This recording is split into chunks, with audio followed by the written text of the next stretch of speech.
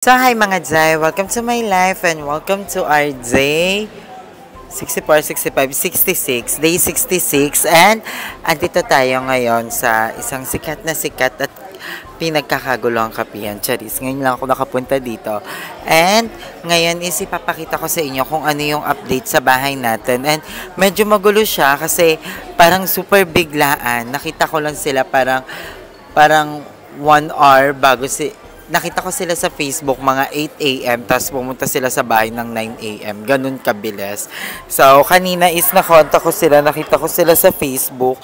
And I'm so happy kasi hindi naman ako nagsisi kasi mabilis yung transaction, halatang bihasa sila sa paggagawa ng mga bintana. So, yon ang uunahin natin ngayong day 64 hanggang matapos yung day na yon is yung bintana muna yung pag-uusapan natin. Then, after ng bintana, ipapaayos ko na lahat ng mga tiles, yung mga grout. So, ayon. And, para sa kaalaman nating lahat, asan na yun? Ayan, nandito yung resibo ng ating bintana. So, may down payment to na 50%, tapos down payment na another 50%. So, ayan. Bali, ang total ng bintana natin is 31,600. 31,600. Yun yung presyo ng bintana natin sa panglahat-lahat. Pero, ayan, hindi naman yun parang basta magandang quality siya ng bintana. Yung gagamiting salamin doon is sobrang kapal and French window din yung gagamitin natin. And, ayun, sabi ni Kuya, medyo mahirap daw talaga gawin yung French window kasi parang gagawin, basta panoorin nyo muna. Ito yung vlog natin para hindi tayo masyadong spoil. So, and mga day, andito na yung nagsusukat ng bintana and I'm so happy kasi nasa bintana na tayo, magpuproceed na tayo. So, ngayon, isusukatan muna ni Kuya yung bintana and titingnan natin kung magkano lahat para bongga. So, gusto ko na talaga itong magkabintana sa dami nag-comment sa atin na unahin ko na yung bintana for the security. Kasi nga, diba, nawalan tayo ng isang box ng tiles. Ewan ko kung naaano lang ako, pero alam ko talaga 12 to. 1, 2, 6, 7, 8, 9,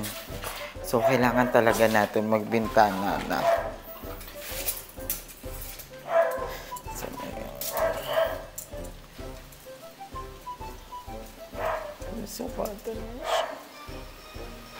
Tapos nakadepende siya sa kuya ko sa anong klaseng bintana, no? Kung anong gusto nyo salamin. Okay. Kayo na din po magsusupply ng materyales. Apo, kami na wala, pati installation. Oh. Kasama lang sa quotation. Bangga, sige. So, maganda siya kasi hindi na tayo mamumroblema. Para siyang pakyawan, parang ganun. Sila kuya na lahat-lahat, pati materyales. So, goods na yun, diba? And, ang bala ko talaga, so, ang gagawin na natin is, yung taas is French window ko na talaga. Tapos, dito sa baba is sliding window. So, titingnan natin. And then, may concern doon kasi hindi magkapantay. Pero papakita natin. Kuya, pwede dyan yung hindi nabubuksan na bintana. Fix. Apa. Sige pa. Sa inyo yung, susundan lang namin kung ano gusto nyo. Okay pa.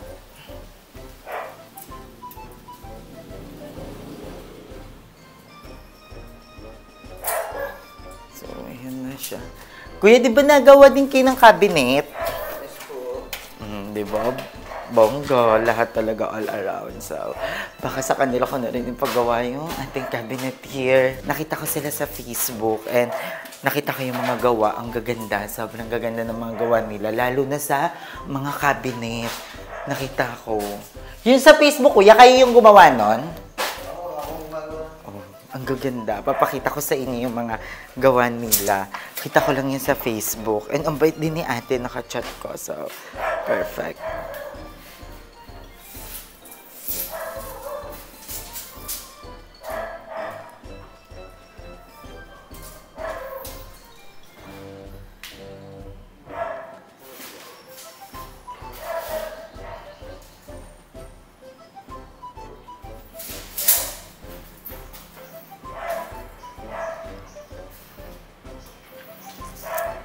Excited na ako.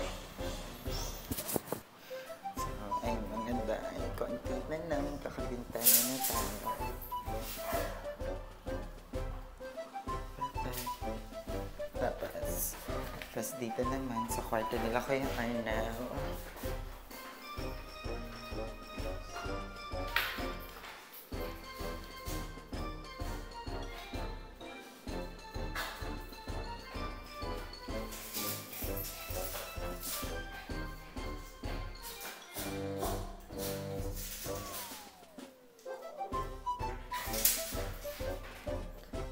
So, ayun mga day, ayan na siya.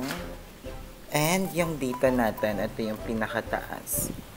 So, sabi ni Kuya, i-fix na lang yung dito, tapos yung gitna lang yung nabubuksan. Kasi, delikado pala, pag buong salamin yung nabubuksan.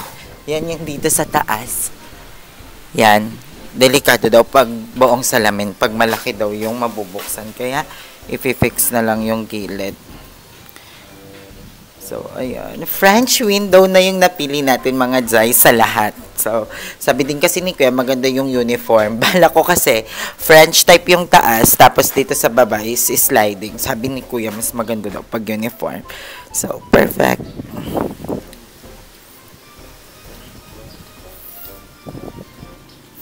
So, ayun na siya mga Jai. So, yun sa taas natin. Ayan. Ayun mga day, finally, magkakabintana na tayo. Yung materials pa lang po yan. Pati labor po. Oh, sige po. Yung kaibigan niya. So, ayun mga day. Bali ba na po yung payment? Half muna po.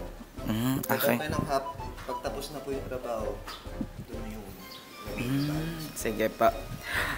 So, ayun mga day, ang lahat ng bintana natin is 31,000 pero fix na yun lahat. Nakasama na yung mga labor ni Kuya. So, bongga na rin. Kasi mahal din yung salamin na gagamitin natin. Medyo pricey din siya. So, excited na ako. So, magbabayad muna tayo mga day. Babalik ako later. So, ayan mga day. Susukatan naman ni Kuya yung ating cabinet. And titignan. I-rough estimate din. Kuya, ang cabinet ba sagad sa pinakataas? depende po sa inyo. Hanggang saan. May nag-comment kasi sa akin, pag sagad naman sa taas, pag nagka-problema yung kisame, dami daw yung cabinet. Pero pag hindi naman daw sagad, parang aalikabukin naman daw. Yung iba, ginagawa nila patungan. Sa taas. Sige kuya, kahit hindi naman masyadong sagad. Kasi maaari, nandito tayo siya. Ang ganda ng ginawa niyo kuya, parang maninipis. Papakita ko na. So, ipapa-rough estimate na din natin yung ating mga cabinets kasi sila kuya, gumagawa din sila ng mga cabinets. And aluminum naman yung gagamitin natin for this. Kasi 23,400 yun sa taas. Nakapail yun. yan na, baon na yun kuya. Kasama na labor doon kuya.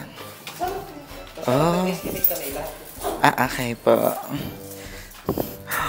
23,000. So, yun sa taas natin. 23,000 paal na yun. And kasama na labor and materials. And aluminum na yung gagamitin. Excited ako. 22 yun sa baba. May pull out, may drawer. Kompleto na yun. Anong gagamiting dyan kuya? Materials. Aluminum po lahat. Aluminum lahat. Tubular, lahat din. Tsaka modular po ito. Yun yung uso ngayon, modular. Yes. Ano yung modular kuya? Yung parang kahoy? Hindi po. Yun yung bagong uso na cabinet ngayon tawag siya kanya, modular. 45,300. Taas pa ba? Complete set na.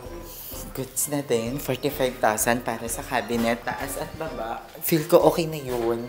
And sila kuya na nandito kanina natin. Pero uunahin mo na yung bintana, no kuya? Kasi yun natin. Sige po. So, ayan, sa cabinet natin, 45,000. Goods na yun mga day kasi aluminum na yung gagamitin kasama na labor. Modular na kuya. Modular na rin yung gagamitin. And sa bintana naman natin is 31,000 lahat na rin yun. So, bongga na rin. So, babalik ako mamaya mga tsay. Magda-down payment muna tayo para sa bintana. So, 50-50 to 50% down payment, tapos 50% pag natapos na yung gawa. So, Sa page ko na rin. Oo, nakita ko nga yan, kuya. Ayan na yung para maninipis. Gusto ko yung ganyan. Ito lang yung latest ngayon. So, ito yung mga cabinet ng mga mahihayan. Oo nga, ang ganda. Ayun yung modular. Ito po yung modular. Ano ba yung modular dyan, kuya? Hindi. Itong parang plywood? Tawag po sa kaniyang lahat. Yan. Ah, Design tawag niya. sa pinakabawang cabinet modular. Ah, okay. Modular cabinet. Ah, okay pa. Yan po ulit yung latest. Hindi kasi natin alam. Ito lang handle. Ah, okay. Nasa ilalim. Okay, opo. Kaya mukha siyang ano. Ano yan, kuya? Yung parang ano na, yung parang madaling buksan. Yung parang smooth. Sungkit lang kasi. Oo, yung Ay, gano'n. parang ang handle niya nakaganon. Nakatago. Nakaganon. Okay, sige kuya, goods na ako doon. Wala kitang handle kasi mukha siyang flat lang. Nandito na ako sa bahay. So, good news, may bintana na tayo. Nakapag-down na ako. So, yung bintana natin is 31,000. Oh, ang mahal naman. Sabi ko kay mama, ulitin mo yung reaction mo. Para? Oh, ang mahal naman. Pero ang ganda, sobrang ganda ng bintana natin. Ipapakita ko sa inyo. Tapos, so kung makita yung reaction mo. Anong kulay ng anong kulay? Blue, Ha? brown. Pinasok ko sa loob. Wow, napakagaling naman talaga. Dahil dyan may 20 ka sa akin. So, andito na si King Karat. King Karat! Miss na yan ng nanay niya.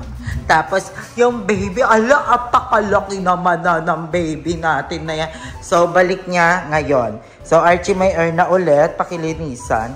Balik niya ngayon sa vet. Parang namayat ka na. So, babalik kami ngayon sa vet. Ipapakita ko kanila, mama, yung itsura nung ating bintana. So, ito yon, di ba? Ganyan yung French window. Titingnan natin mamaya kung anong reaction nila. Oh, ayun, nakita na nila, mama. Ano, maganda? Oo, maganda nga eh. Pero kung buhay lang si Papa mo sana, siya na Oo, totoo. Siya ang gagawa ng bintana talaga natin. Pero, maganda, di ba? You love it? I love it. Yes, you love it. So, Archie, maganda ba? Maganda. Kamusta? I got it. Pangmayaman, no? Pangmayaman. Bakala. Baka paglabas ko, ganyan na. Ay. Tapos, nagpasukat na rin ako ng cabinet para sa kitchen natin. Yung cabinet, tsaka yung baba. 45,000. Naman. Pero ano na yung modular na yun. Ayan kay mother yan. This is from Kim's Diary. So, this is a premium Russian barley grass with lemongrass extra. No sugar and walang sweetener. Nakita na din ni mama yung modular na cabinet ng kitchen. Ang ganda, ma. Ang ganda. Para kung doon yan. Yes, ma. Para yun sa'yo lahat. And excited na ako na makatira ka doon. Naman talaga. Yes. Kailangan talaga yung na-excited na talaga ako na makatira sa bahay. Bahay namin. Excited ka na sa bintana, mother. Oo, kailangan may kabit na yun para tapos makatiles na. Naabang-abangan ko na nga eh. Kailan matatapos eh. Salamat din mga Jai. At kung hindi dahil sa inyo, hindi matatapos yung bahay ni Aye. Tsaka hindi Bahay natin. bahay namin. Hindi yun matatapos. Pero kailangan pa rin talaga ng kailangan talaga pa rin ng yun? Sipag at syaga. Sipag at tiyaga. Kailangan talagang pagpatuloy mo lang yan ay para para lahat ng suporta, susuportahan ka namin ni Archie, kami ni kuya mo. Lahat na ngayon isusuporta namin sa iyo. Tutulungan ka namin sa pagbablog mo. Yes. Basta magpalakas lang kayo. Okay na ako doon. Basta lang din, magpalakas lang ng katawan, tsaka yung kailangan laging masigla, laging masaya, tsaka huwag yung intindi ng problema. Anong Yes. problema, nandyan lang. Go, mother. So, yung mga day na nga yung vlog natin. And kung hindi nyo naintindihan na yan, i-explain ko lang sa inyo ulit ng mabilisan. Yung bintana natin is 1, 2, 3, 4. Apat yung bintana natin. Ang total ng lahat ng bintana natin is 31,600. So, yung bintana natin sa may baba, bakit gano'n? Yung bintana natin sa baba, tsaka so yung bintana natin, may dalawa tayong bintana na nagkakahalaga ng 10,800. Ito yung bintana sa baba at saka bintana nila Kuya Arnel. Yung bintana natin sa taas, yung bintana ko na masyadong ambisyosa. Yung bintana natin na masyadong ambisyosa, 18,000 siya mga mami. 18,000 yung price niya. So, ang mangyayari dun sa bintana natin, hindi siya lahat nabubuksan. So, may part ng gilid natin na naka-fix na siya. Tapos, yung gitna lang yung nabubuksan. So, maliit na portion lang. Parang dalawang box ng French window natin yung mabubuksan. Kasi, sabi daw nila, ang gagamiting salamin sa bintana natin is yung pinakamakapal na, basta ang kapal, mga ganito kakapal na salamin. So, medyo dangerous daw siya pag isang buo yung bubuksan. Parang lahat na bubuksan. Kasi, pag humangin, mas malakas yung impact pag kunyari gumanon. So, medyo delikado daw. Kaya sabi ni Kuya, liliitan lang yung part na mabubuksan. And which is, I love it naman. So, nagustuhan ko naman siya. And ang kulay ng French window natin is color white. Tapos yung salamin nun is black na black. Hindi kami kita sa loob, pero makakapagsalamin kayo. Pero kita namin yung labas pag galing ka sa loob. Yun yung klase ng salamin. So, sabi ni Kuya, medyo pricey daw talaga yon. Kaya, ganun siya kamahal. And, sobrang kapal nun. Hindi siya yung mababasa kahit batuhin, ganun. And, yung gilid ng sa may hagdanan natin is naka-fix lang siya. Pero, French window pa rin siya.